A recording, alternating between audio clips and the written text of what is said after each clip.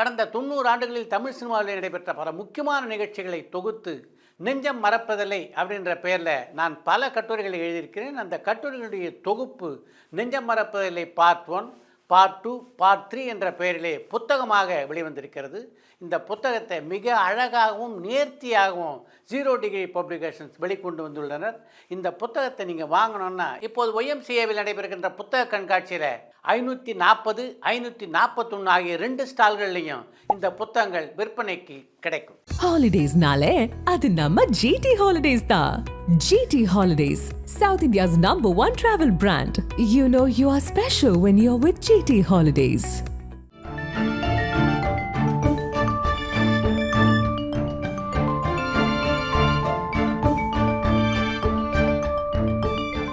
உங்கள் ஜீரண கோளாறுகளுக்கும் வயிற்றெரிச்சலுக்கும் சரியான ஒரு தீர்வு. டூரிங் டாக்கீஸ் ரசிகர்களுக்கு வணக்கம். வாங்க லென்ஸ் நிகழ்ச்சிக்கு போகலாம்.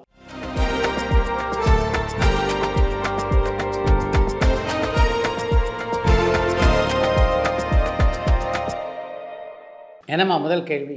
லாஸ்ட் இயர் நடிகர் மாதவன் இந்தியாவுடைய எடிசன் அப்படின்னு அழைக்கப்படுற ஜிடி நாயுடு அவர்களுடைய வாழ்க்கை கதையை படமாக எடுக்க போகிறதா அறிவிச்சிருந்தாரு.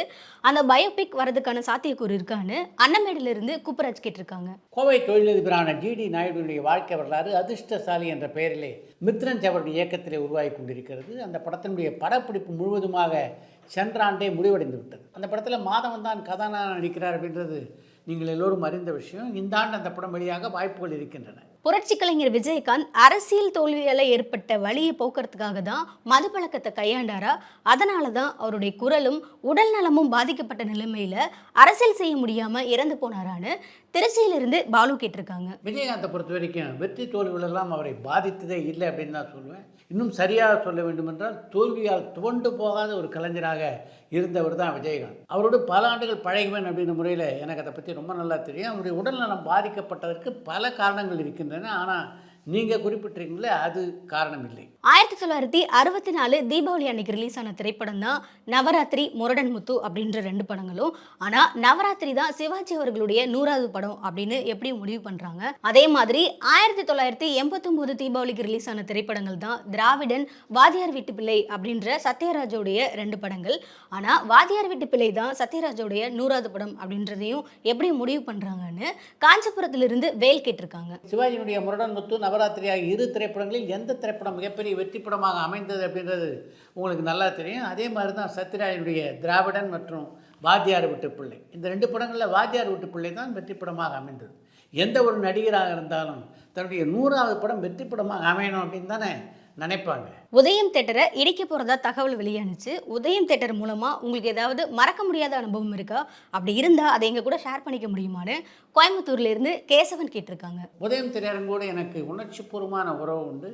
நான் கேட்கறதுனால தான் பல ஆண்டுகள் வசித்தேன். அந்த காலகட்டத்திலலாம் நான் அதிகமாக படம் பார்த்ததுன்னா அது உதயம் திரையரங்கில் தான். உதயம் திரையரங்கில் தான் விக்ரமுடைய இயக்கத்தில் உருவான முதல் படமான புது வசந்த படத்தை பார்த்தேன். அந்த படத்தை பொறுத்த வரைக்கும் படத்துடைய தயாரிப்பாளரான சௌத்ரிக்கும் அதுதான் தமிழில் முதல் படம். அதே மாதிரி விக்ரமனுக்கும் அதுதான் முதல் படம். அப்படி இருந்த போதும் அந்த திரையரங்கு முழுவதும் ரசிகர்கள் கூட்டத்தால் நிரம்பி வழிந்தது. அதே மாதிரி அப்படி ஒரு வரவேற்பு அந்த படத்துக்கு கிடைத்தது. அந்த படத்துக்கு ரசிகர் கொடுத்த வரவேற்பை பார்த்த போதே விக்ரமன் தமிழ் சினிமாவில் ஒரு முக்கியமான இயக்குனராக வலம் வருவார் அப்படின்றத என்னால் புரிந்து கொள்ள முடிந்தது. என்னுடைய தயாரிப்பிலே உருவான முதல் திரைப்படமான மண்வாசனையும் உதயம் திரையரங்கில் தான் வெளியானது. அதை தொடர்ந்து பார்த்திங்கன்னா நாங்கள் தயாரித்த பல திரைப்படங்கள் அந்த திரையரங்கிலே வெளியாகின. நடிகர்களும் சிவாஜி கணேசன் நடித்த முதல் மரியாதையும் அங்கே தான் வெளியாச்சு. அந்த படத்துக்கும் எனக்கும் உள்ள சம்பந்தம் நீங்கள் எல்லோரும் அறிந்த ஒன்று. அந்த படத்தை பொறுத்த வரைக்கும் அந்த படத்தினுடைய வெளியீட்டுக்கு முன்னாலே மிகப்பெரிய வரவேற்பு அந்த படத்துக்கு இல்லை அப்படின்னு தான் சொல்லணும். முதல் காட்சியிலே அந்த படம் வெற்றி படம் என்பதை அந்த திரையரங்களை பார்த்த ரசிகர்கள் நிரூபணம் செய்தார்கள். அந்த அளவுக்கு மிகச்சிறந்த வரவேற்பை முதல் காட்சியிலேயே கொடுத்து அந்த படத்தை வெற்றி படம் ஆக்கியவர்கள் உதயம் திரையரங்கிலே அந்த படத்தை பார்த்த ரசிகர்கள். அந்த அளவுக்கு என்னுடைய மனதுக்கு நெருக்கமாக இருந்த உதயம் தியேட்டர் இப்போ இல்லை அப்படின்னு நினைக்கும் போது ரொம்ப வருத்தமாக தான் இருக்குது. நடிகை சாய் பல்லவிக்கு நயன்தாரா, த்ரிஷா இவங்க 2 பேரை விட அதிகமான மார்க்கெட் இருக்கான்னு கோயம்புத்தூர்லேருந்து குமார் கேட்டிருக்காங்க. தமிழ் சினிமாவிலே சாய் பல்லவிக்கு நல்ல வரவேற்பு இருக்குது. ஆனால் மார்க்கெட் அப்படின்னு பார்த்தீங்கன்னா நயன்தாரா, த்ரிஷா இருவரையும் அவர் தாண்டி விட்டதாக சொல்ல முடியாது. நடிகர் ரஜித் குடிப்பழக்கம் உடையவரா அப்படின்னு கேட்டதுக்கு நல்ல பதில் சொல்லியிருந்தீங்க. அதே மாதிரி நடிகர் விஜய் குடிப்பழக்கம் உடையவரா அப்படின்றதையும் சொல்லுங்கன்னு தெற்காத்தூர்லேருந்து பரத்குமார் கேட்டிருக்காங்க. விஜய்க்கும் மதுப்பழக்கம் உண்டு.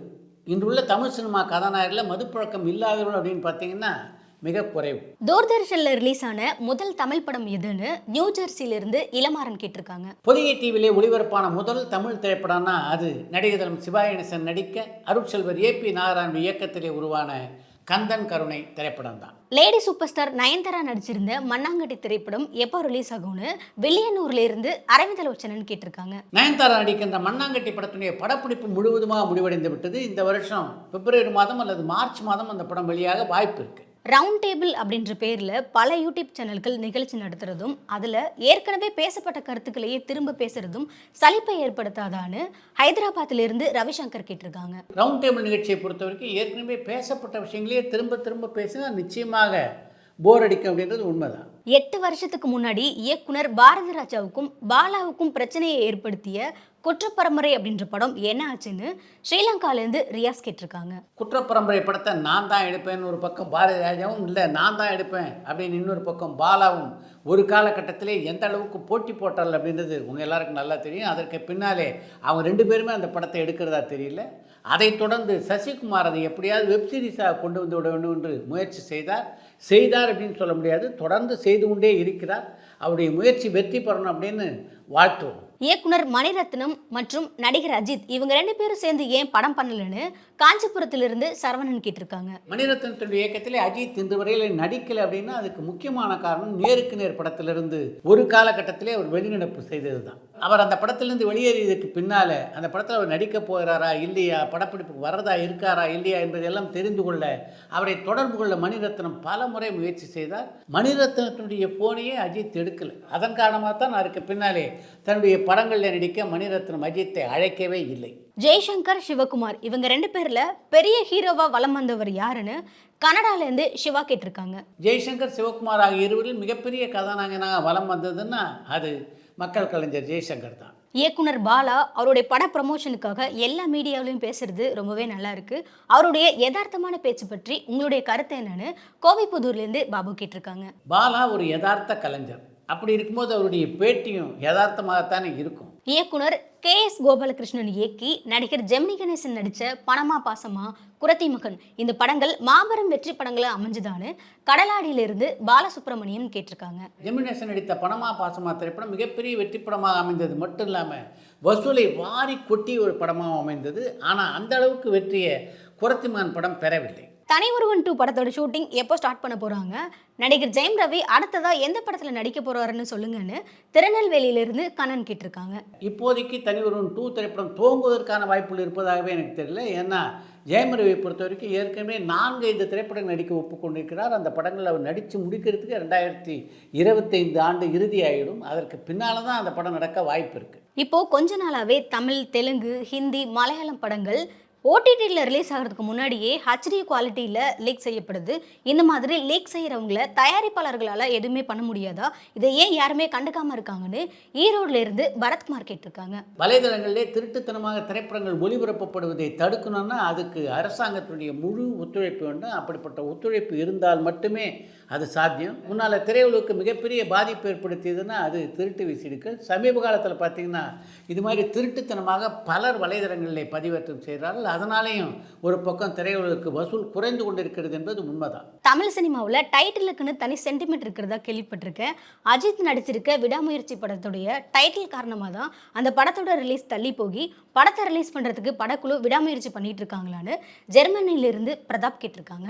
இது போன்ற சென்டிமெண்ட்டுகளில் யாருக்கு நம்பிக்கை இருக்கோ எனக்கு தெரியாது. எனக்கு அதில் நம்பிக்கை இல்லை. கேம் சேஞ்சர் படத்துடைய கதை முதல்ல விஜய்க்கு தான் சொல்லப்பட்டதான்னு கேரளாவிலிருந்து ஜெயராஜ் கேட்டிருக்காங்க. கேம் சேஞ்சர் படத்துடைய கதை கார்த்திக் சுப்புராஜ் எழுதின கதை அப்படின்னு உங்களுக்கு நல்லா தெரியும். சங்கருடைய கரங்களுக்கு அந்த கதை வந்ததற்கு பின்னாலே விஜய்க்கு அவரை சொல்லியிருக்க வாய்ப்பு இல்லை. அதற்கு முன்னால் கார்த்திக் சுப்புராஜ் ஏதாவது சந்தர்ப்பத்தில் விஜய்க்கு அந்த கதையை சொல்லியிருக்க வாய்ப்பு இருக்குது. விடாமுயற்சி படத்துக்கு என்ன பிரச்சனை, அந்த படத்தில் பர்டிகுலர் போர்ஷனை டெலீட் பண்ணணும், அப்படி டெலீட் பண்ணலைன்னா படத்தை ரிலீஸ் பண்ண விட மாட்டோம்னு அரசியல்வாதிகிட்ட இருந்து மிரட்டல் வந்ததாக வதந்தி வருது. இது உண்மையான சென்னையிலிருந்து ராமகிருஷ்ணன் கேட்டிருக்காங்க. விடாமுயற்சி திரைப்படம் பொங்கல் என்று ஏன் வெளியாகலை, அதுக்கு பின்னணி காரணங்கள் என்ன அப்படின்றத பற்றி இன்றைக்கு சினிமா தேசிய நிகழ்ச்சியில் நானும் தனஞ்சயனும் விரிவாக பேசியிருக்கோம். அந்த நிகழ்ச்சியை நீங்கள் பார்த்தீங்கன்னா உங்களால் முழு விவரத்தையும் தெரிந்து கொள்ள முடியும். நடிகர் தனுஷ் யதார்த்த நாயகனா அல்லது ராட்சச நாயகனான்னு சென்னையிலிருந்து சந்தனகுமார் கேட்டிருக்காங்க. யதார்த்த நடிப்பை ராட்சசத்தனமாக நடிக்கின்ற ஒரு நடிகர் தான் தனுஷ்.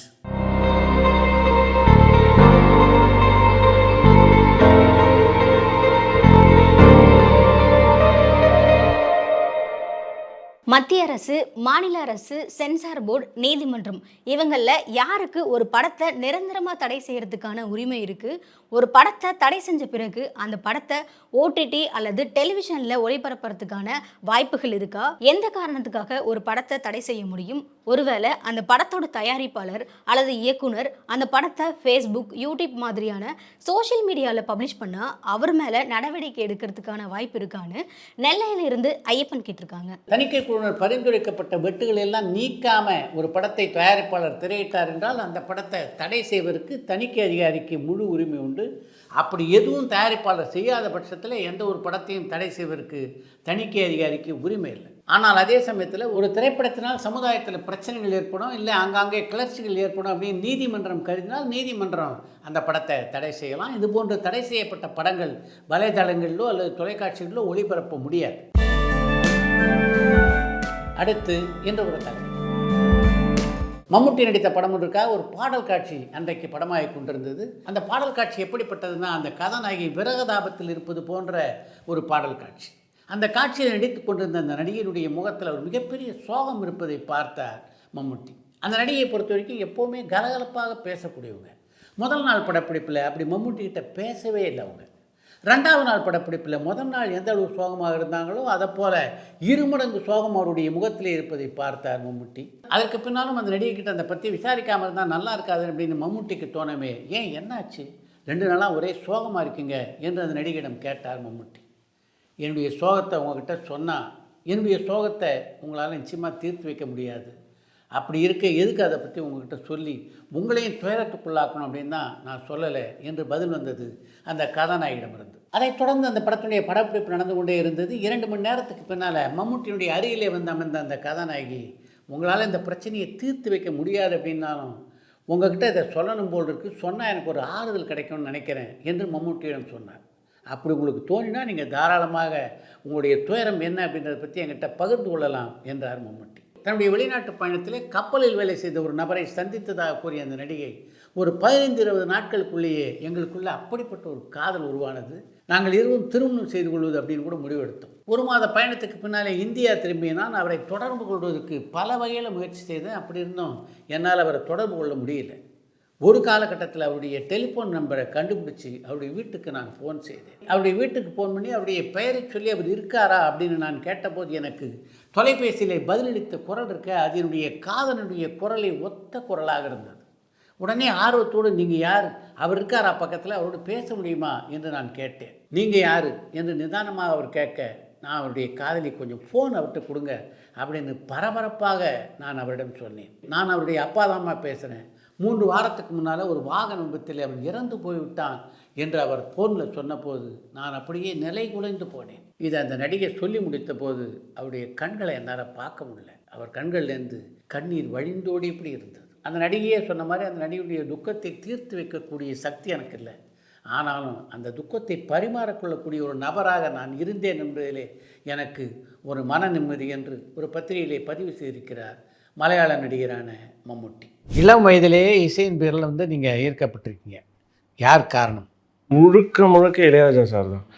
சின்ன வயசில் நான் 74 பிறந்தேன் சார். ஸோ ரேடியோனாலே இளையராஜா சார் பாட்டு கேட்க ஆரம்பிச்சிட்டேன். அந்த குழந்தையாக இருக்கும் போதே இளையராஜா சார் பாட்டு கேட்க ஆரம்பிச்சிட்டேன்.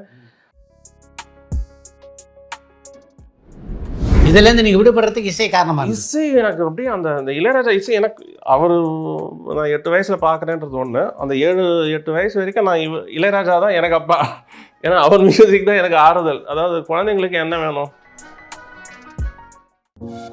பரபரப்பான சினிமா செய்திகள், நட்சத்திரங்களின் பேட்டிகள், சினிமா வரலாறு ஆகியவற்றை பார்க்கவும் படிக்கவும் உங்களுக்கான இணையதளம் tourantalkies.co.